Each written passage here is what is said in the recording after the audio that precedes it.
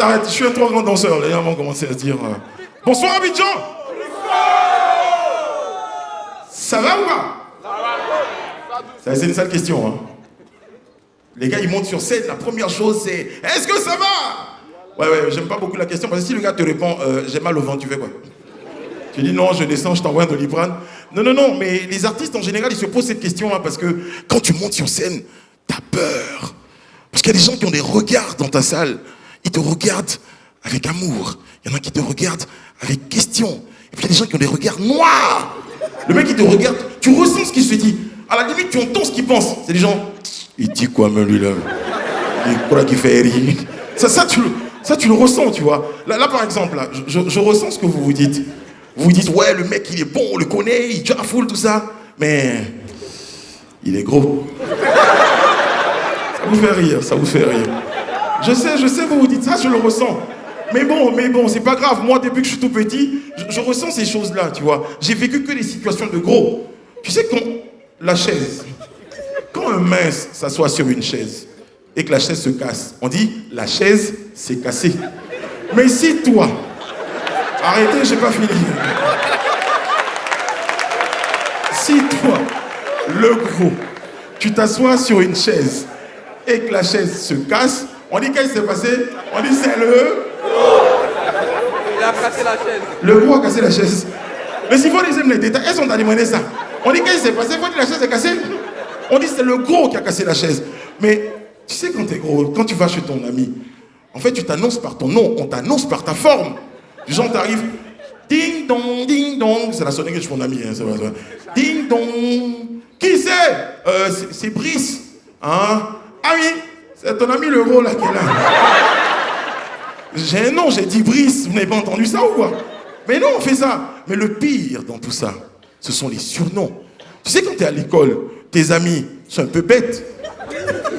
Si, ils sont un peu bêtes, parce que s'ils sont pas bêtes, ils ne peuvent pas te surnommer le gros. C'est même pas le gros, c'est le gros.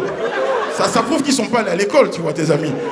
Mais les meufs, moi, toutes les go, c'est incroyable. Les go, en général, elles donnent des surnoms bien à leurs copains. Mon soleil, ma carotte, mon lapin. Mais moi, extraordinairement, toutes les go que j'ai eues ont le même surnom pour moi. Elles m'ont toutes appelé Doudou. Quand je leur demande, elles me disent non, c'est parce que t'es chou, t'es câlin. C'est faux, je sais que c'est parce que je suis gros. C'est ça va. Mais écoutez, moi, ça me touche pas du tout, je me sens pas du tout concerné, parce que moi, je vous dis en vérité, dans ma tête, là, je suis mince et métisse. Je m'en fous. Mais en vérité, c'est que je suis ce qu'on appelle un enfant africain. Un enfant africain, c'est un enfant qui a tout supporté, qui a tout vécu. Tu vois, même quand tu es un blanc, que tu as tout supporté, tout vécu, tu es un enfant africain. Parce que c'est ça un enfant africain. Un enfant africain, si tu veux, on aurait pu chanter pour lui, il n'a peur de rien, c'est un enfant africain. Parce que laissez-moi ces conneries de Tom Sawyer et tout ça. L'enfant africain, on doit l'appeler Mowgli. Oui, au passage, je ne sais pas si vous le savez, mais je vous le dis ce soir, Mowgli, en fait, son ethnie, Mowgli est pété. Oui, non, ça va. Mais quand vous dites Mowgli, on ne sait pas. Mais quand vous dites Zadi Mowgli, là, on sait qu'il est pété, en fait. Mollet de Mowgli, assez pas pété. Bon, d'accord, je continue. Oubliez ça, je vous ai rien dit. Hein. N'allez pas dire, toi, mec, c'est moi qui ai dit. Oh, Mowgli! Mais attends, quand tu es un enfant africain, ta naissance elle-même, tu vis dans un environnement de peur. Même ta naissance, elle surprend tes parents. Elle fait peur à tes parents. Ta maman, elle est comme ça. Hé! Quoi, fille? On te laisse enceinte, hein? Et lui, il a passé. Pourquoi? Aïe, pourquoi? Tu sais pas ce que t'as fait la nuit? Mais attends, et quand tu nais, tu vois, Arrêtez. On va trouver le père de l'enfant africain en pratiquant 2 tests. Le premier test, c'est l'interrogatoire. Le papa de la fille te convoque un matin, 6 heures, il te fait asseoir. Bah, dans tes yeux, projecteur, il devient Horacio Ken, le gars des experts Miami. Puis il commence. C'est toi? Non. Tu as sûr que c'est pas toi? Non, toi. C'est pas toi? Ah, il a déjà dit. Et puis il fait. Le là, ça veut dire j'attends que l'enfant naisse. Deuxième test, ça s'appelle l'ADN africain. C'est pas les trucs sueur, sang, mange. Non. L'ADN africain, c'est on prend l'enfant, et puis on met sa tête devant toi, on tape chez toi à 6 h du matin. Ding dong. C'est la même sonnerie. Et puis, on te regarde, on regarde l'enfant. C'est toi.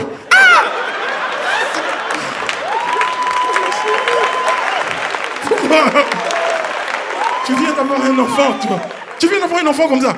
Non, mais, et puis en plus, ce qui est grave, c'est qu'en général, ces enfants-là, ils sont pas beaux. Oui, madame, il existe des enfants qui sont pas beaux.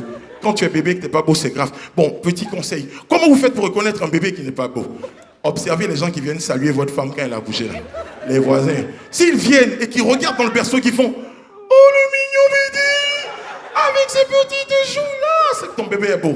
Mais si jamais ils viennent chez toi, ils regardent dans le berceau, et puis voient ton bébé, ils font « Ah, c'est qui est sûr que Dieu bénisse la famille. C'est que ton bébé n'est pas beau. » Non, mais c'est sérieux. L'enfant africain, c'est le seul enfant au monde qui court, qui tombe, qui se blesse, qui pleure, et que sa maman vient frapper. Sinon, je n'ai pas dit de ne pas courir. Et puis tu pleures. Tais-toi.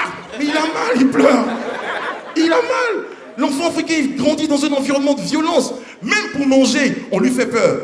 Chez les enfants d'autrui, tu vois. Mon Michou, allez, une cuillerée pour papa, une cuillerée pour maman, et pour loulou. Mais l'enfant africain, on lui fait peur pour lui faire manger des choses. On est là. Yao, parce qu'en général, il y a un nom comme ça.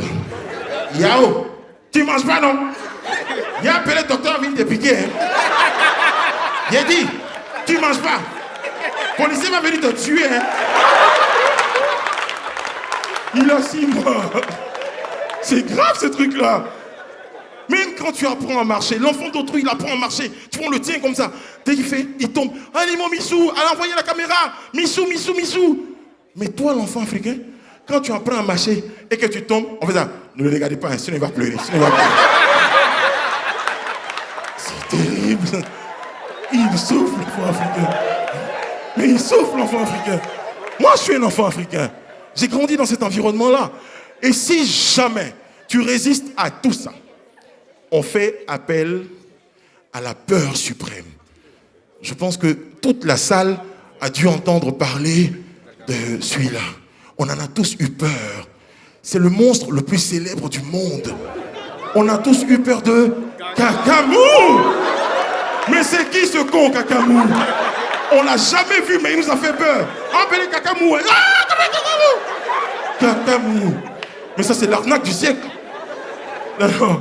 Mais je vous assure, il y a des gens qui ont revu le Kakamou et tout ça, tu vois.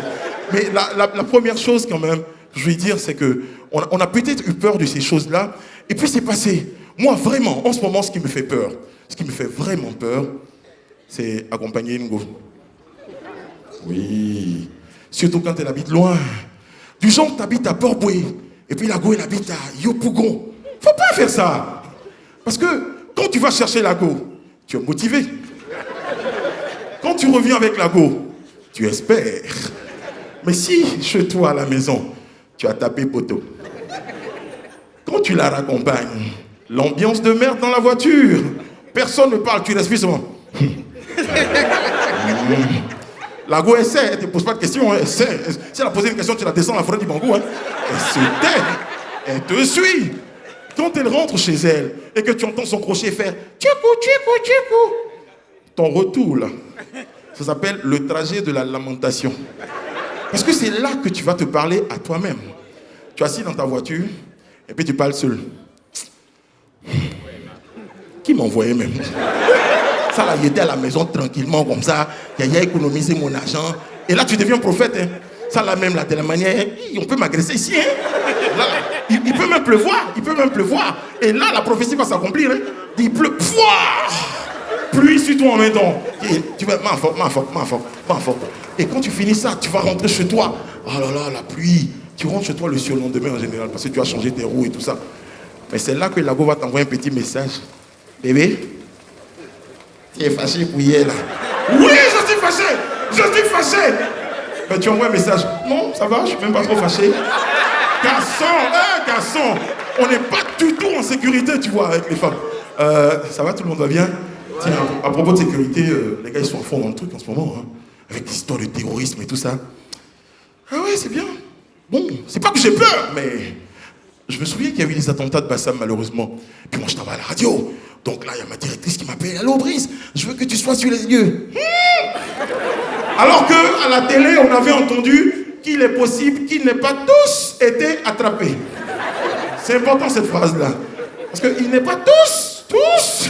Donc il peut, d'accord? Et moi je sors, j'attends un taxi, il est 5h12. Le premier taxi qui arrive devant moi là, quand il me penche moi là, bon, je suis pas dans les clichés, mais le gars il est barbu, il est un peu clair, il a porté un boubou. J'ai peur, je ne veux plus monter dedans, mais comment il lui dit ça? Il va au plateau. Je suis à l'arrivée, là. Montez. Il dit, mais il y a 500. Plateau, il est là. Il s'en fout. Il fait, montez. Il dit, mais j'ai un billet de 10 000. Il dit, montez. Il dit, mais on est 5. Hein. Il dit, montez. Il y a quoi? Si je veux, je monte. Si je veux, je monte pas. Et demain, il m'a à la maison. Allez, c'était tout pour moi. Je m'appelle Brice. Merci.